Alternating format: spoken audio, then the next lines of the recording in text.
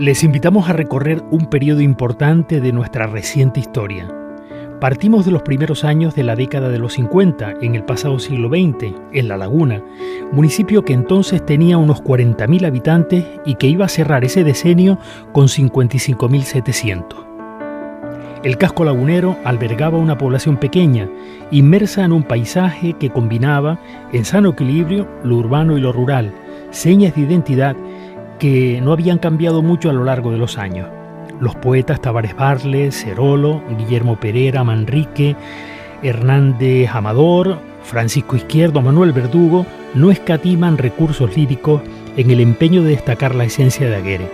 De este último señalamos: ciudad tranquila de los conventos y de las huertas, mientras la lluvia pule la piedra de tus blasones, serena tejes tu noble ensueño de cosas muertas en un silencio pleno de extrañas evocaciones.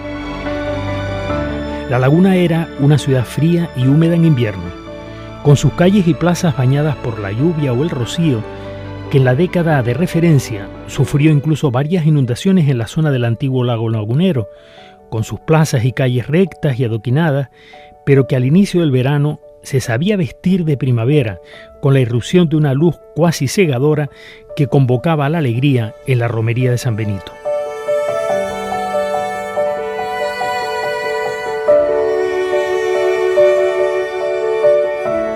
La década de los 50 se inicia siendo rector José Ignacio Alcorta, que en 1951 va a ser sustituido por el cervantista y profesor de Historia de la Literatura Alberto Navarro, que permanece en el cargo hasta 1963. Se produce en esos años un hecho fundamental para la Universidad de La Laguna: la conclusión de las obras del edificio central, su sede universitaria, del Colegio San Fernando, y hacia finales de la década, el inicio de la construcción de la Escuela de Magisterio, la conocida popularmente como La Normal. No podemos olvidar que La Laguna, la Universidad de La Laguna, era una universidad pequeña y que contaba solo con 3 facultades y aproximadamente unos 750 estudiantes, llegando a reunir a finales de esa década unos 900. El edificio principal se empezó a construir en 1935 a las afueras de La Laguna, hacia los campos de los Genetos. La guerra civil obligó a que se detuvieran las obras, que pudieron reanudarse en 1943, para inaugurar su primera parte en 1953, año en el que se inicia el traslado de la institución al nuevo emplazamiento. El 23 de enero se bendijo los locales de la Facultad de Derecho con ocasión de la festividad de San Raimundo de Peñafort. La efeméride se celebró con un acto académico. Los alumnos organizaron en la tarde del siguiente día una cabalgata humorística que partió de los locales del anterior recinto universitario en la calle de San Agustín, atravesando las vías más frecuentadas de la ciudad hasta llegar al pórtico principal del nuevo centro. En noviembre de 1953 viene a las islas el ministro de Educación, el recordado Joaquín Ruiz Jiménez, el de Cuadernos para el Diálogo, entre otras cosas, y el 10 de noviembre visita el edificio central para inaugurar la Facultad de Filosofía y Letras y visitar las instalaciones, siendo recibido por las autoridades académicas y por la Tuna del distrito. En 1956 se produce el traslado de la Facultad de Química, desde la antigua sede del edificio en la calle San Agustín al edificio central. También se hace con una fiesta organizada por los estudiantes que dejaron constancia de su alegría, de su ingenio envidiable y del desenfado que les caracterizaba y que discurre por las calles de La Laguna. También se empieza a construir en esa época, en la nueva calle Heraclio Sánchez, la Escuela de Magisterio, La Normal, masculina y femenina, aneja y residencia de estudiantes de La Laguna. A mediados de los 50 se hacen todas estas obras que concluyen a finales de la década. Estas construcciones universitarias, con el desarrollo que en conjunto suponen para la configuración urbana de la ciudad, van a impulsar por parte del ayuntamiento el trazado y ejecución de la Avenida de la Trinidad en el antiguo camino de Geneto, así como la calle de Heraclio Sánchez, para unir una parte y otra de la ciudad. La facultad más antigua de la Universidad de La Laguna era la de Derecho, una carrera mayoritariamente masculina y la que contaba con mayor número de estudiantes. Al inicio de los años 50 todavía estaba esta facultad en la antigua sede de la calle San Agustín. La primera promoción que acabó su carrera en las nuevas instalaciones fue la de 1954. Fieles a la cita, en cada enero los profesores celebraban San Raimundo de Peñafort, patrón de la facultad. En la época, una costumbre de los estudiantes era al finalizar la carrera realizar un viaje. La promoción del 54 lo hizo por la península y continuaron de visita por Francia e Italia. La Facultad de Química, instalada en el nuevo edificio, despierta en el alumnado un enorme interés por recorrer las dependencias y se van a fotografiar en las escalinatas, en el patio de la capilla. Una parte de las actividades docentes de esta facultad eran las visitas al jardín de aclimatación, al jardín botánico en el Puerto de la Cruz, o a empresas, sobre todo a la refinería. Pero también está el aliciente de los viajes del Paso del Ecuador, que normalmente se hacía entre islas al acabar el tercero de la licenciatura, o el viaje de fin de carrera que solían realizar a la península o al extranjero. El calendario albergaba de tiempo en tiempo momentos de asueto, así que el alumnado tenía la habilidad de encontrarlos, de buscar y conquistar espacios para una parranda y para un vaso de vino.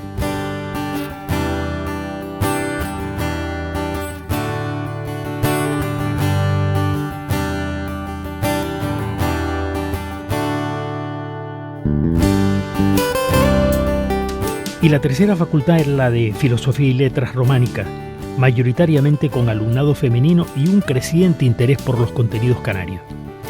Además de las tres facultades mencionadas en La Laguna, en la Casa Linares en la calle San Agustín estaba el Colegio Politécnico, que albergaba los estudios de peritos agrícolas y aparejadores, para trasladarse a lo largo de la década a la Casa Román en la misma calle, actual sede de la UNED.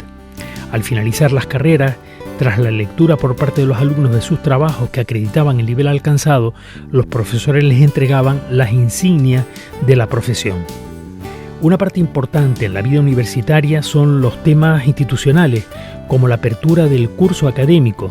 Destacamos en concreto el del año 1959-60 en el aula magna de la Facultad de Filosofía y Letras. También destacamos la visita a la Universidad de La Laguna en 1959 del nuncio de su santidad en España, acompañando al obispo de Tenerife, don Domingo Pérez Cáceres, o la participación del alumnado en procesiones laguneras. La vida estudiantil no era ajena al esquema de relaciones que marcaban el devenir del país y, por tanto, hay que entender que se enmarcaba bajo la directa acción del Sindicato de Estudiantes Universitarios, el famoso CEU, rama estudiantil de Falange. Así, en 1951 se produce la visita al Distrito Universitario y al Colegio Mayor San Agustín de Jorge Jordana, jefe del CEU, que incluye actividades en el albergue femenino con sede en Playa de San Marcos, en Ico de los Vinos. La mayor parte de la vida estudiantil lagunera se concentraba en los colegios mayores, el de San Agustín masculino y el de Virgen de la Candelaria femenino, que dependían ambos del CEU. El Colegio Mayor Femenino estaba ubicado en la Plaza de la Concepción y a finales de la década se traslada a la Casa Ancheta en la Plaza del Adelantado, la Plaza de la Villa de Abajo.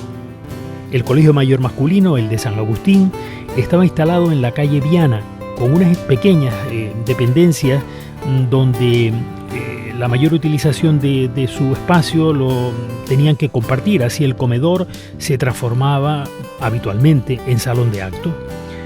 Nada más tomar posesión del rectorado Alberto Navarro en 1951, realiza una visita al Colegio Mayor, donde se alojaban fundamentalmente estudiantes de las islas y destacaba mayoritariamente los alumnos procedentes de Gran Canaria. El comedor salón era el centro neurálgico del Colegio Mayor y, por tanto, espacio multiusos. Albergaba y acogía, por lo tanto, festivales, actividades culturales, homenajes. En mayo de 1959 recibe el nombramiento de colegiala de honor de San Agustín la alumna Carmen Dolores Cubillo Ferreira, lectora de teatro. Hay que señalar que San Agustín destacaba por las actividades culturales, como el teatro representado o leído, por las conferencias con destacadas figuras, entre ellas la de Camilo José Cela en el curso 56-57, o el recital que va a dar allí el poeta Arturo Macanti, a lo que habría que añadir múltiples actuaciones musicales, también de magia, y reconocimiento a jóvenes escritores. Merece también resaltar la actividad deportiva, principalmente el fútbol, que se jugaba en el campo de la Manzanilla de La Laguna, y por qué no, el baloncesto y el atletismo. También destacó el Colegio Mayor San Agustín por las actividades festivas, como la Fiesta del Rollo, que se celebraba con motivo del Día de Santo Tomás de Aquino, patrono de los universitarios. Consistía la fiesta en una especie de cabalgata humorística que iba a discurría por las calles de La Laguna hasta llegar al edificio central de la universidad, en cuyo atrio tenía lugar la ceremonia final. Muchos de los participantes se vestían con atuendos disparatados, con lo primero que encontraban, o con disfraces alusivos a la vida universitaria. Pero en marzo de 1958 se realizan dos festejos que van a dejar huella en La Laguna. El 5 de marzo tuvo lugar la inauguración del monumento al cateado desconocido o estudiante suspendido, y que se celebró en el patio del Colegio Mayor. En palabras del profesor Jorge Fuentes Duchemín, director del colegio en ese momento, era levantarle un monumento al estudiante que ha suspendido, al anónimo, al entrañable estudiante del banquillo, temblón y olvidadizo, al estudiante que nadie sabe cómo ha perdido su tiempo, si mirando una nube, o haciéndole cosquillas al amor, o paseando por las cuatro esquinas de la vagancia. Estaba ese monumento construido por una extrañísima estatua que venía a simbolizar la alargada negrura de la angustia estudiantil del estudiante desconocido, cercado por el ambiente hostil, por la pena, por el perdido esfuerzo y luego, al final, el alba. La estatua aparecía rematada por un deforme pedazo de cemento blanco coronado de laurel. Era el alma huidiza del hombre suspendido, puro, inocente, desconocido, caído y perdido en la incruenta batalla de las aulas. La otra historia, la del lanzamiento del Esputo 1, aquel satélite artificial que utilizaba el Silo Gomero para despistar a rusos y americanos, nació como diversión y otro poco como tomadura de pelo a los americanos, porque entonces no conseguían colocar un satélite en órbita ni por equivocación. Por eso se escogió para su lanzamiento la Plaza del Cristo, porque si bien no tenía cerca ningún cabo cañaveral, sí tenía en cambio un frondoso cañaveral en el barranco. Y la decisión fue acertada, porque en cualquier sitio de La Laguna no hubiese tenido cabida el tremendo gentío que con tal motivo se reunió ese día. Era el 9 de marzo de 1958, y en él tenían por fin culminados los trabajos que los sabios Kikesif y Duchenov y de toda la comisión organizadora de tan desaforada empresa habían realizado para ello. El artilugio se componía de un alto tubo metálico extraído de una vieja chimenea, pintado de colores, con unos alerones en la parte baja y rematado por un tremendo volador cuya mecha y caña descendían por el interior del tubo hasta la base. Llevaba también una inscripción, Seu Arby, Made in San Agustín College, y unos números de control. Todo iba adosado a una gran torre de lanzamiento montada sobre una plataforma de madera de las utilizadas por la banda de música del ayuntamiento. A la entrada de la plaza un letrero Welcome Satellite Square y un gran cartel explicativo de la trayectoria y entrada en órbita del satélite. Por toda la plaza una serie de letreros indicativos, aparcamientos para catedráticos, tribuna para señoras estupendas, observatorio de Chimiche y muchas más. A la hora del lanzamiento se produjo una gran humareda, la mecha ardió con celeridad, pero cuando el volador aún no había sacado toda la caña del tubo, reventó por su parte delantera y volvió a caer rápidamente dentro del tubo. Los espectadores que llenaban materialmente la plaza se quedaron sin saber si aquello había salido volando o si tan siquiera se había movido de donde estaba. No hay que olvidar que era el primer satélite espacial que se lanzaba desde territorio español. También en marzo se crea la medalla de cemento, concurso con premio al peor estudiante del colegio. Y en mayo de 1959 se realiza una exposición estudiantil con trabajos dedicados al asno, donde el grupo de profesores, un grupo de profesores nutrido, eran los que intervenían como jurado. A finales de la década de los 50 abre sus puertas el Colegio Mayor San Fernando, a los pies del edificio central, y entran las primeras promociones de colegiales. Además de profesores y estudiantes, estaba el personal de administración y servicios como Esperancita, Ángel el chofer, los responsables de nómina o Asunción Riaño.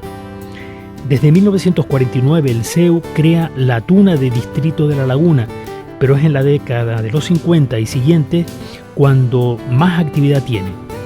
El fin de año de 1953 se traslada la Tuna a Las Palmas para realizar varias actuaciones y nombran madrina a Pilar Martín, hija del gobernador civil de Las Palmas, Evaristo Martín Freire. La Tuna actúa también en la visita del ministro Ruy Jiménez y en distintos recintos turísticos de la isla. Pero el hecho más llamativo de esta década es el viaje que la Tuna de Distrito realiza a Bruselas. Lo hace en diciembre de 1960 para asistir a la boda de la española Fabiola de Mora y Aragón con el rey de los belgas, Balduino.